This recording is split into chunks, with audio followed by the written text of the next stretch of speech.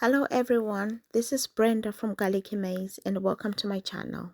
Um, the past couple of weeks it's been so wet, it's been very hard to get down to the allotment and get any work done.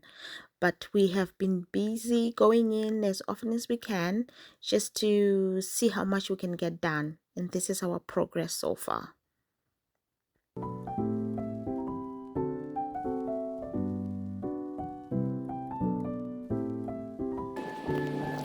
So today we are putting in carrots. And what I usually do is I rake the soil away and then I come back with my seeds and then I sow my seeds thinly where I've raked the soil, and then I go back again with the rake and then I pull the soil back. That's how I've always done my carrots and parsnip, and it has always worked for me. So this is what I'm doing right now.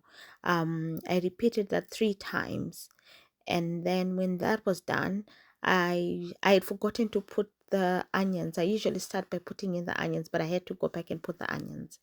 And then I made a small bed for beetroot. So the carrots are in, and I was supposed to be putting in parsnips today, but I forgot the seeds at home. So I've put a small bed of beetroot, and hopefully tomorrow when I come back, I will be putting parsnips on this side of the bed.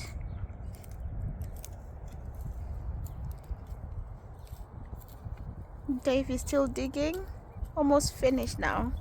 And then maybe we can go home and come back tomorrow.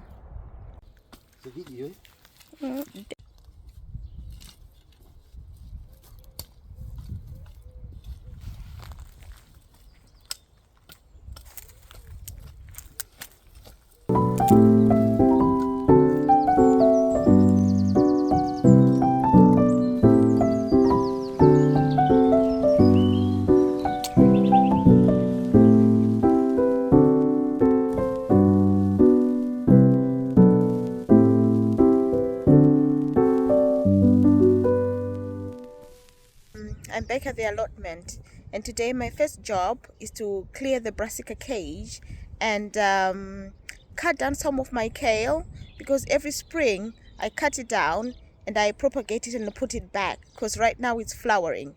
So I'll remove most of them and leave a few for the bees and some that I'll be eating until the young one, the little seedlings, are big enough for me to start harvesting. So that's my first job for today. So I'll take you into the brassica cage and show you what I'm going to be doing.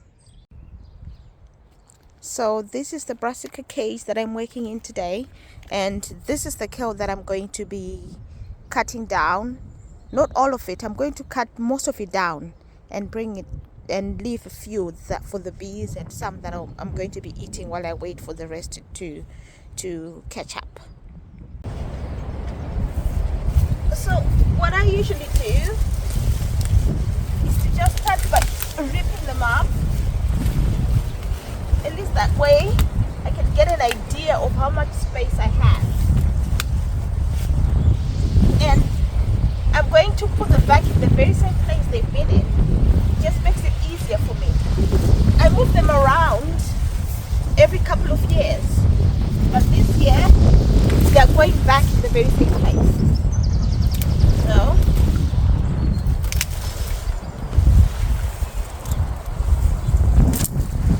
check this out.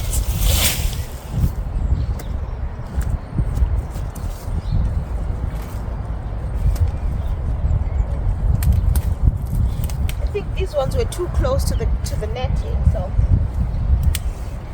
some of them are ripping the netting.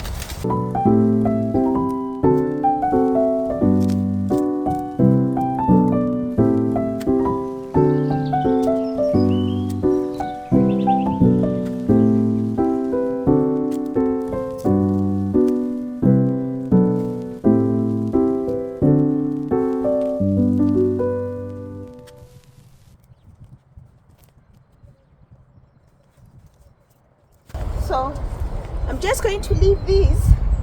That's what we'll be picking on for the next couple of weeks until these ones are ready to go. In about maybe 6, 8, 10 weeks, I would think. they'll be ready to pick, the ones I'm putting today. So until then, we'll be picking from here and we'll be picking from there. And I also have some dwarf kale that I haven't removed yet, so we'll be eating those for the next couple of weeks. So what I do is,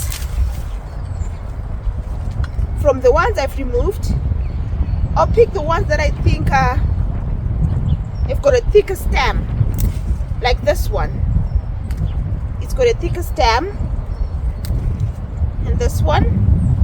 So those are the ones that I will use, and if the rest is going straight to the compost. So I'll pick a few from here.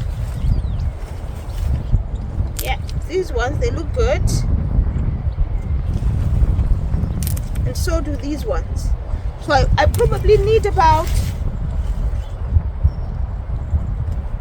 7 to cover this space.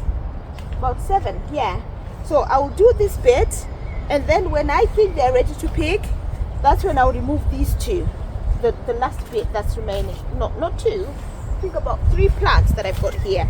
So they take a lot of space when they're bigger, but when they're young, I try and pick them as much as I can because it's one of my favorite.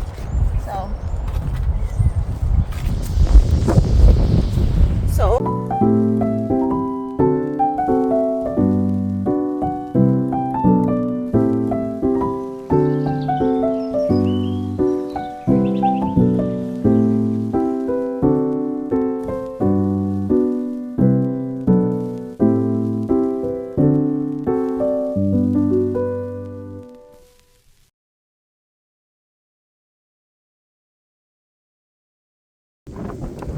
now the land is prepared, and all that's left for me to do now is to put in the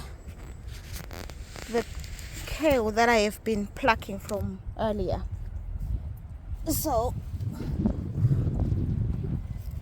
all I do is